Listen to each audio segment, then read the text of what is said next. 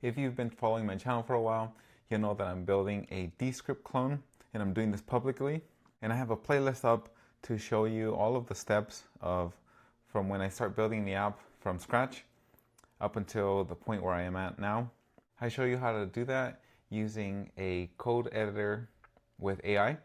And in my project, I'm using Cursor, but you can use any other AI code assistant that you want. In this video, I'm going to show you my two favorite techniques for building a project in Cursor and working with an application that has lots of changes and lots of files in your entire application. So we're going to set up some Cursor rules so that anytime that we interact with our LLM, it'll know the entire structure of our application, what it's working with, and it has the entire context in each of the messages. When you're working with large applications with lots of files and lots of code in these files, then it wouldn't make sense to provide all of these files to your LLM as context because some of them may not be relevant. And it's just a lot of text to be giving the LLM to make sense of maybe just a small part of the application. So I came up with this technique of putting together an application diagram, and I'm using Mermaid to create this application diagram. But this is basically what we're going to feed into the LLM. Every time we want to make code changes, then we just feed the LLM with this document, and it'll make sense of how our application is connected, and then it can quickly decide which files it needs to look at to make the changes that we want it to make. And then another technique that I like to use to get the LLM to write clean code is to use design principles, and I specifically give it the Solid Design Principles by Uncle Bob. It's just a set of principles that help you write clean code so that someone else can quickly dive into your code and understand how it's structured. All right, let me show you how I generated this application diagram and provide it to Cursor on every prompt so that it understands how my application is interconnected. Let's get started. Okay, so the first thing I want to do is actually update my fundamental principles, and I want to tell it to use design principles. And I actually heard about this one design principle by Uncle Bob. That's the founder who came up with them. He just, I guess, gave himself that name. But I'm going to tell in the rules, please follow Uncle Bob's design principles. Solid. And I found those in Arjun Codes. This guy, he has a YouTube channel. I really like watching his content because he's just so knowledgeable in all things software. But you can see the design principles here.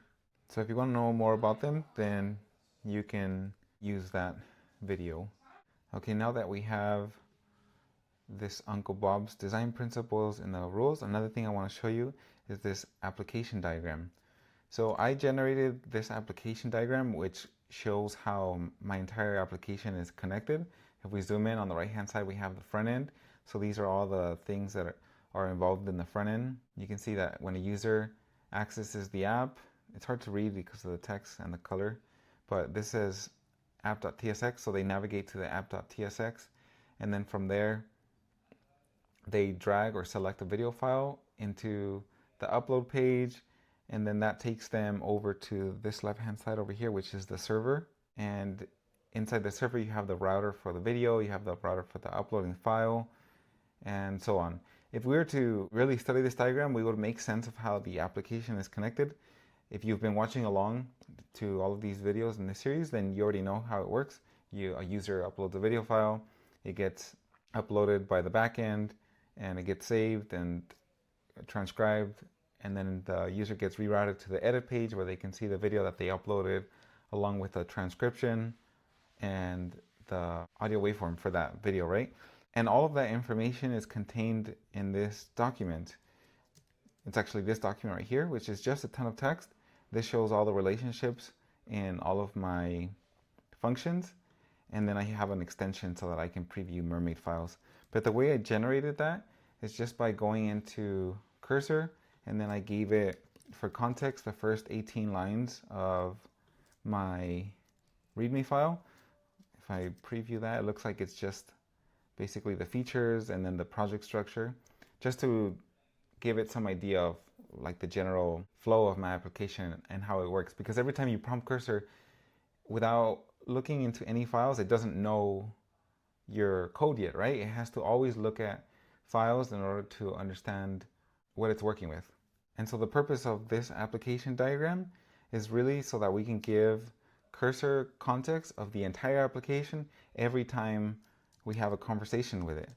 So if you look at my cursor settings, I go down to project roles and I have this application diagram here where I'm basically telling it the provided application diagram will give you context on how the application fits together. Whenever you make changes to the code, update this application diagram to reflect your changes. And then here I link that application diagram. So it's always going to receive, oops, I should have left that open. Let me just open it up. It's always going to use this rule type because this rule is attached to every chat. That's the rule type that I set it to. So anytime I interact with cursor, it's always going to receive this special instruction so that in case it needs to refer to that diagram to understand how things work, it'll quickly get up to speed on my app. And the way I generated that file is with this prompt. As I was saying, I gave it the first 18 lines of my README document, which is really just a little bit of context on how the application is. And then I gave it the entry to my front end, which is the app.tsx, and the entry to my server, the backend server, which is the main.py. And then I asked it, can you please create a mermaid diagram of my entire application? The front end is available in the source directory and the backend in the server directory. So I'm just telling it what file paths to look into so that it can study the front end and the back end. Please look at all my files to see how they fit together. I provided the README for context. You can access any file in the project structure. Please start from app.tsx file and follow all the imports to put together a workflow of how the code works. Then take a look at the backend code starting at main.py to see how it processes an uploaded file. And so it ran that and it studied my entire application structure, basically going into every file, reading all of the code and seeing how it's connected. And with that, it generated this mermaid document. And I like the output that it gave, so I just told it to create a commit message for that diagram. And then I just committed those changes. You can see that in the history here. Let me just make this a little bigger so I'm not in the way. So this is the commit message that I made for that diagram. And then because I have this project rule, it's always going to use it. So now for the next thing that I want to implement, I don't have to describe to cursor how my application is connected or even give it any context of what the application does, because cursor doesn't know. Every time I interact with it, it doesn't know what it's working with. So if I give it some files as context, then it'll start to understand what the application looks like. But it needs to look at a lot of text in order to make sense of it, right? So the application diagram really just makes it easy for it to summarize the entire application. All right, thank you for watching. If you found this content valuable, please give it a like and subscribe to see more like it. See you in the next one.